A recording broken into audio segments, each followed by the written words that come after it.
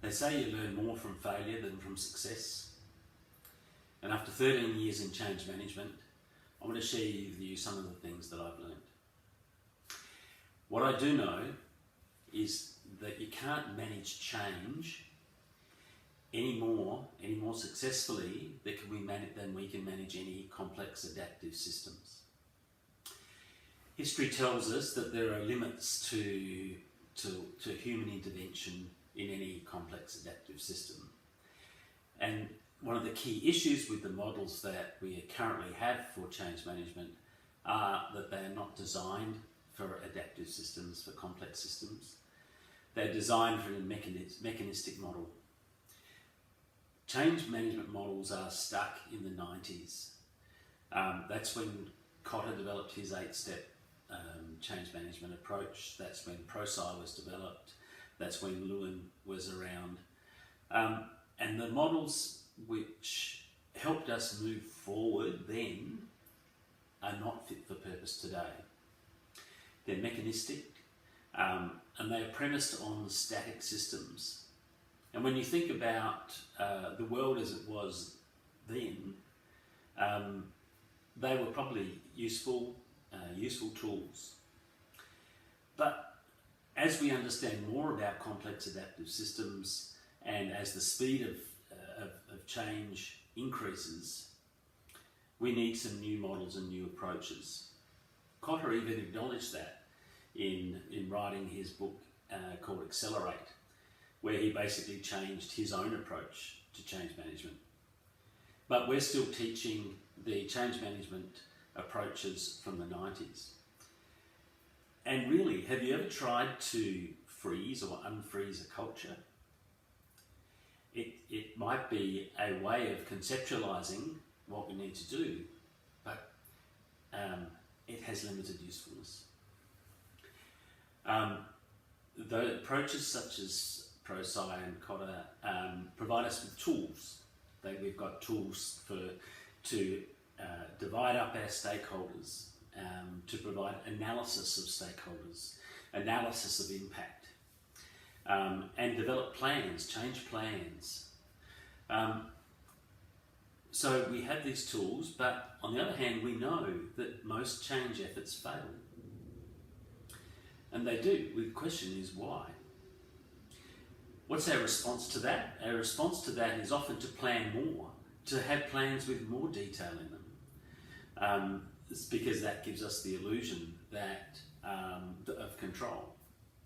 And the other thing that we do is that we are searching more for is certification. So let's certify people, so therefore it gives us more certainty about the outcome.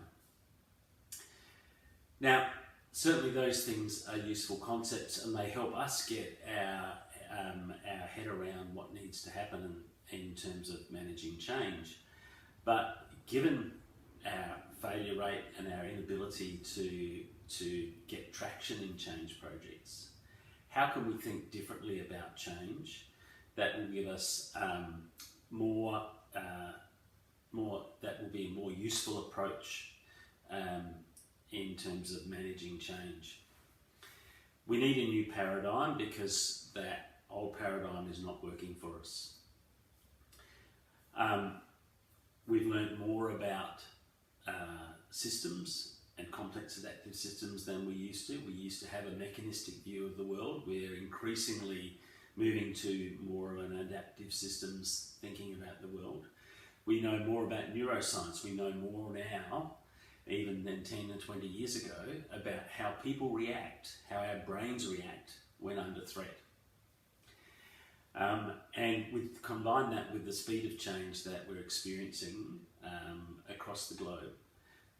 We need a new paradigm to be able to work towards and help to understand change and changing. So what is our new approach? What is a different paradigm? Well, we at Interface Consultants believe that it's about cultivating capabilities. And some of the core capabilities that are useful when dealing with complex adaptive systems are things like sense and respond. So how does an organisation have the capability to be able to sense and respond to changes rather than to make and deliver. The second capability is about iteration. How does an organisation build within it the capability to be able to trial, make mistakes, learn from that, and grow through that? Diversity. So the third capability that's critical in terms of adaptive systems is about diversity.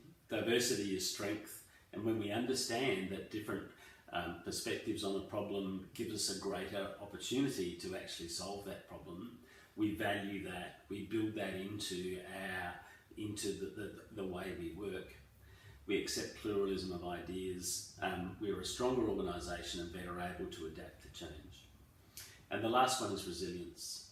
So the capability of resilience, both at an individual, team and organisational level, is critical in the current environment.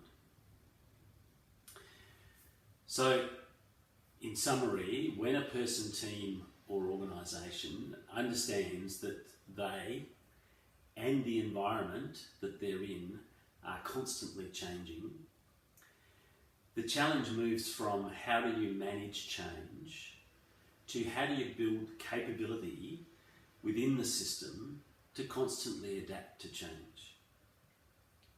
There's the challenge, and we'd like to help you with it.